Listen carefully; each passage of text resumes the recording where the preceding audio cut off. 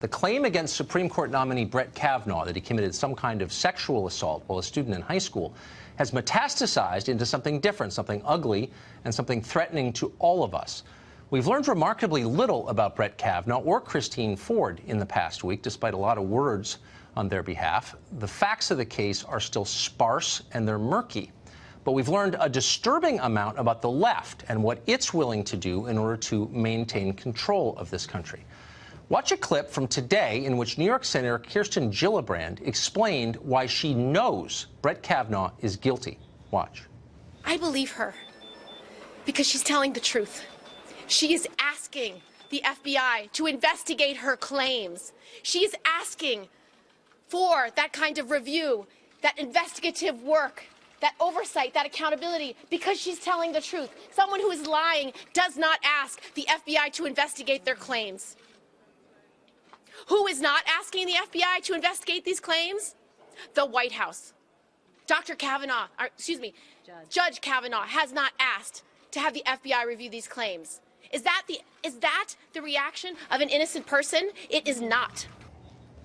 So try to ignore the yelling there and the theatrics and the pure demagoguery of the moment and focus instead on Kirsten Gillibrand's reasoning, to the extent that there is any.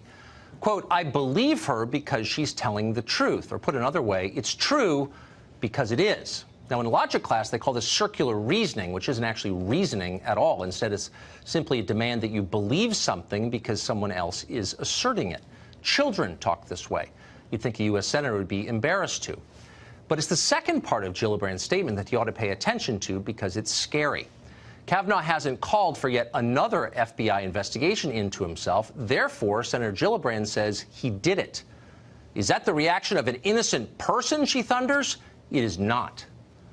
Well, not since the McCarthy era, almost 70 years ago, have lawmakers talked like this in this country.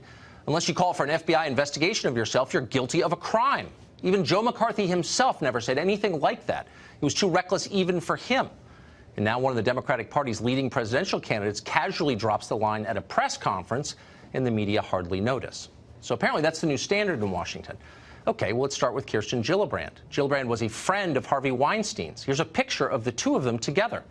Weinstein has been credibly accused of rape. Did Kirsten Gillibrand know about Weinstein's sexual assaults? Was she an accessory to them? We've asked those questions before on this show, but we never got an answer. Why hasn't Gillibrand demanded an FBI investigation into herself to clear that up? Is that the reaction of an innocent person? By her standards, it's not.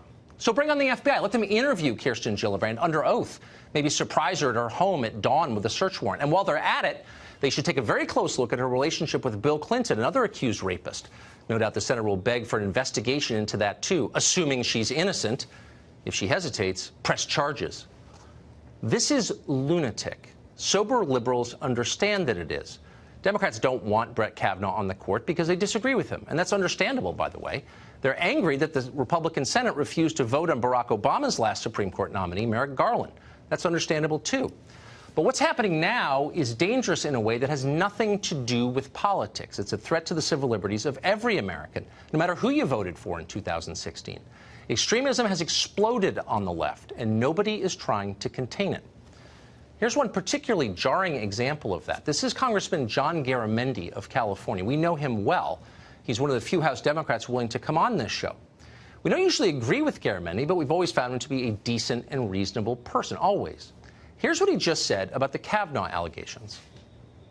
Women across this nation should be outraged at what these white men senators are doing to this woman. The senators, the male senators who control that committee, are playing the game as old as an assault, and that is the woman's the accused. The woman is at fault. Wait a second. What does the race of specific senators have to do with any of this? Should we be angry at them because of their skin color? Should we distrust them more? Are they inherently less fair or less decent because of the way they look? Garamendi is implying exactly that.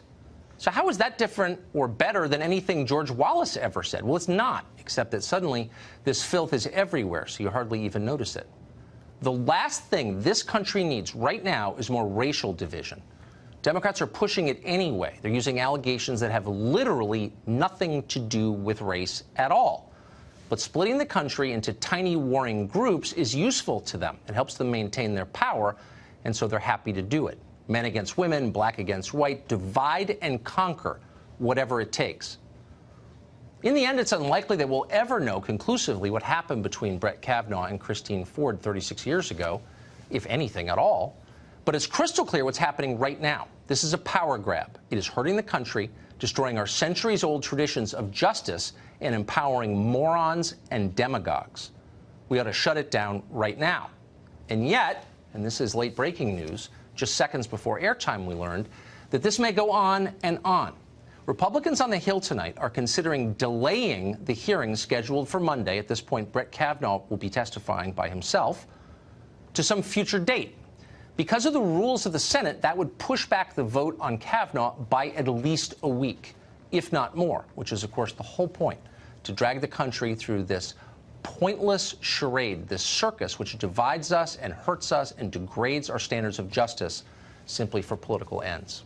That's where we are.